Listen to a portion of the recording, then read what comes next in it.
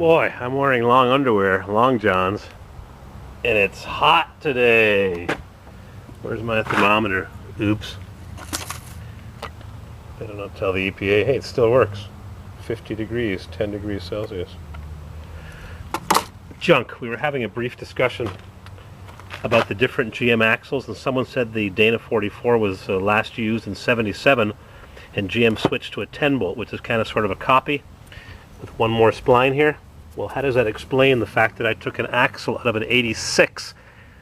No, I took an axle out of an 89 Suburban. It wouldn't fit my 84 with a tapered hub. Anyways, there's more complicated things in GM parts sometimes than one realizes. But the reason for my video today is because where's Lil Feller took apart his alternator, and it turns out that he has the good 15 SI, if I have my numbers right, or is it a 12 SI? Why I get confused with these things. It's this one here that he has on his 88 Suburban. Got a new rectifier. It's got the little reinforcements here, and it's 7 1/8 inches across from the big bolt that goes to the adjustment. This is the long bolt, rather. 7 1/8 inches. And I sent him a diode trio, and as it turns out, I sent him the wrong one, and he needs it. His is busted. I sent him one of these.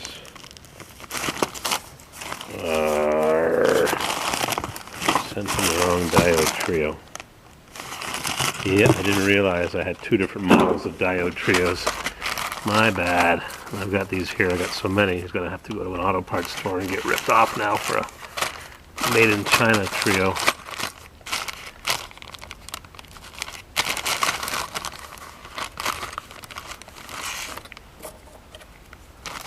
These are the same.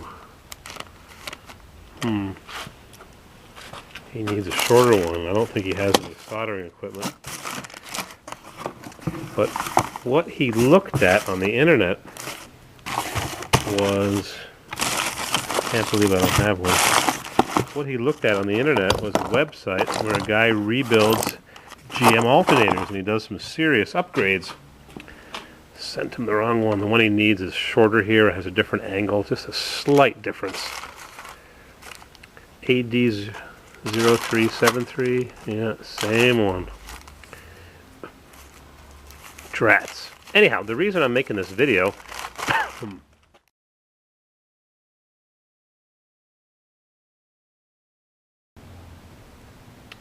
frog in my throat. The reason I'm making this video is because I went to this website that Where's Little Feller was looking, and it's an alternator website. And what's the name of it? Alternator Rebuilding or alternatorparts.com. Boy, these guys know their stuff, and they take these alternators and wowee, stuff I even had no idea about.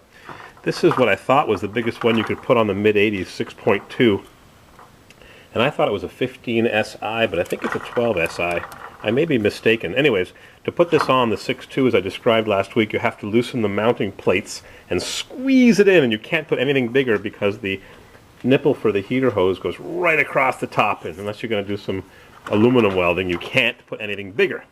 But you can. These guys on this website that I'll put a link to, of course maybe they'll send me some cheap parts or give me a deal on parts. We'll help promote each other. What they showed was you could use this alternator, which is a far larger, heavy-duty, better low-speed idle output. This one fits, and I had no idea. I went to a junkyard a few years ago, and the guys were selling cores, so I bought these as cores, cutoffs.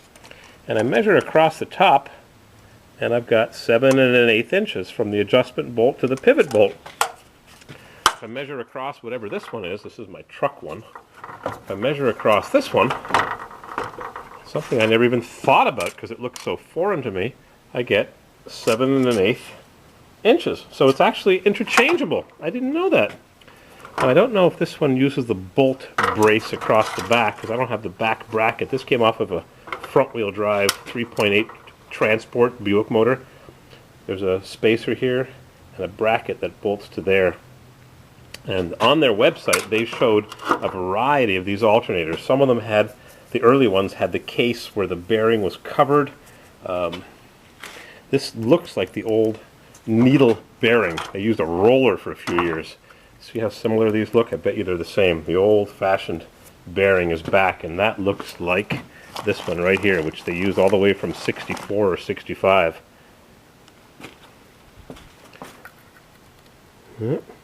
Corvair Impala 283, 6-cylinder 250. Anyways, just let me get aside here just for a second and show you what's on my, I think this is what's on Krifts. I'm going to involve my friend from Moscow. This is what he's got on his 90, is it, Blazer? This came off of an 89 3.8 Olds.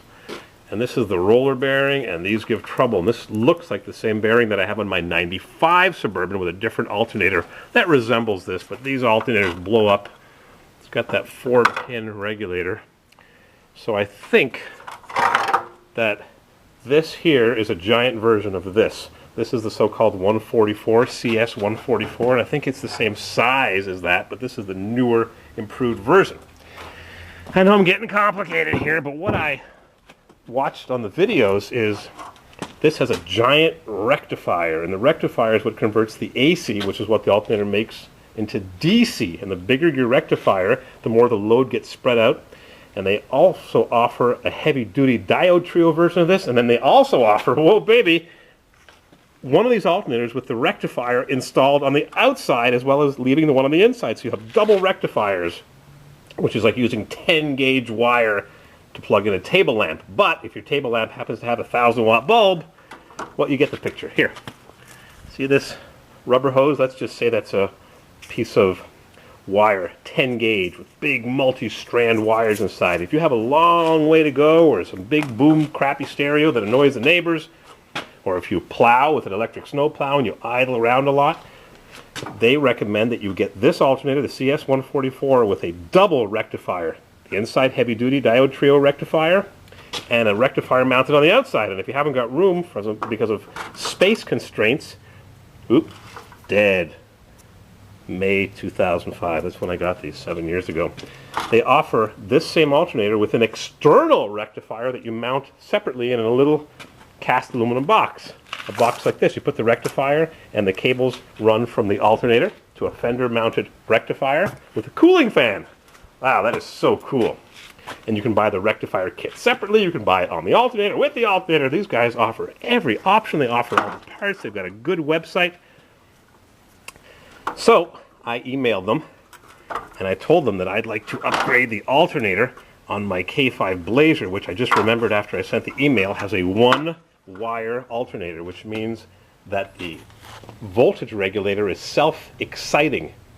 And the way it does that is when you rev the engine, the charge gauge goes from discharge to charge, but you have to rev the engine. Pain in the butt. My wiring harness is all messed up on my Blazer. Not much I can do about it short of changing the entire engine wiring harness. Maybe one day.